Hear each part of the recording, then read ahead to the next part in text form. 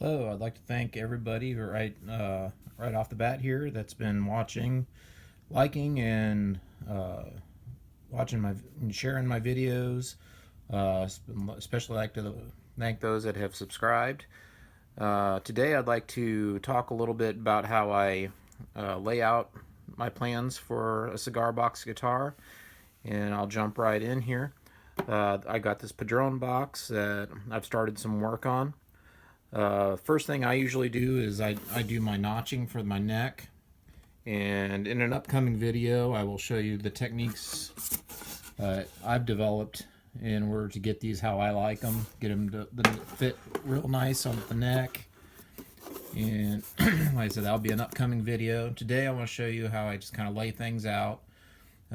Keep these videos nice and short so you can watch them for specific things that you're looking for, not have to sit through a 20-minute, 30-minute video to pick up on a couple things. So what I do is that once I've picked my box, I cut my notches, I figure out where I want to put my bridge at. I like to leave as much of the graphics on the boxes visible as possible. It's just the aesthetics that I like. So I've got my bridge back this way. Stick a piece of tape on there. And you can see I've got a little mark. It's going to be approximately where the bridge is going to be. As you're building, this will move back and forth a little bit. And the final location will be worked out when you do your intonation. So once I've got that figured out, I use my 1.5 piece of, I like to use poplar. I've done some oak necks as well. But I usually use poplar, and I'll get a 6-foot section of it. I'll cut it in half, 2 36-inch pieces, and I've got 2 necks available there. So the next thing I'm going to do is I'm going to get it placed into the box. I got my notches already cut, and I like to do a neck through. So I figure out how much I want sticking out. You know, the exact measurement's not terribly important. I kind of go with the aesthetics of the box for the guitar I'm working on. Close it up. Just kind of make sure it's how I like it to look. And then I will mark these ends here so I know where I'm going to do my cuts. I like to, when I build my necks, I will shave this down some, give a little bit more room for the the top to vibrate. I will leave maybe about a 1/2 inch on both sides where I can glue it to the top or I can screw it down. It's kind of depending on how things are working out. I kind of figure that stuff out as I go along. Which a lot of people do when they're building, and that's cool. That's just part of the fun of building these. So next thing, I know where I want my bridge. I got my neck laid out where it's going to be. Figure out what scale length I'm going to use. I usually use 25 or 25.5. I have a Les Paul style guitar that I really like the feel of. I like the spacing on the frets. So lots of times I will basically just copy the distances there. But your scale length is going to determine where everything goes. For those that are not familiar with the term scale length, your scale length is just the length from where your bridge is to where your nut is, which I've pre-marked on this particular neck.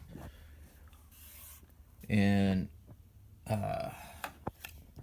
basically, once you know what it's going to be, and there's different ways you can decide that. You know, like I said, if there's a guitar that you really like or you're used to, just go ahead and copy it off of there.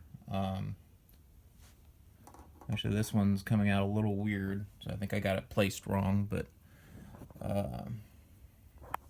this one's measuring 26. I think I got it placed in the box a little wrong, so I'll adjust that. So if you're going to use it like a 25 inch, just put a little line here so you know how big your fretboard's going to be. I've got a fretboard cut for this guitar already. That's what. Okay, I remember why I did that now. This particular, I did my fretboard a little differently. I put a notch where I'm going to put a set screw in that I'm using as a nut, and that should measure out to 25.5. I'm using a 25.5 inch on here. Then when you cut your length in half, your scale length, that comes out to 12.75 on here, and that's where your 12th fret's going to go. Your other frets, there's several good calculators out there on the internet, or you can download an app that will calculate that for you. But like I said, I copy it off of a guitar that I already like, and that's not affect your playability and your tone a little bit. So and it's something you can play around with. If you're building one for a little one, you can always use a shorter scale length for them, make it a little bit easier to play. But that's basically how I do that. And then what I'm left with, this area up here, I make into my headstock, which I'll probably cover in a upcoming video also, to show how I do mine. And that's something else that is a lot of people do differently than others. But most important thing, cigar box guitars, have fun, enjoy your build. Remember to give me a like if you found this information useful. Subscribe, share. See, I'm still starting out and using basically my phone to do all this stuff. So hopefully a lot of people will find this information useful, and I can continue to grow. Thank you very much.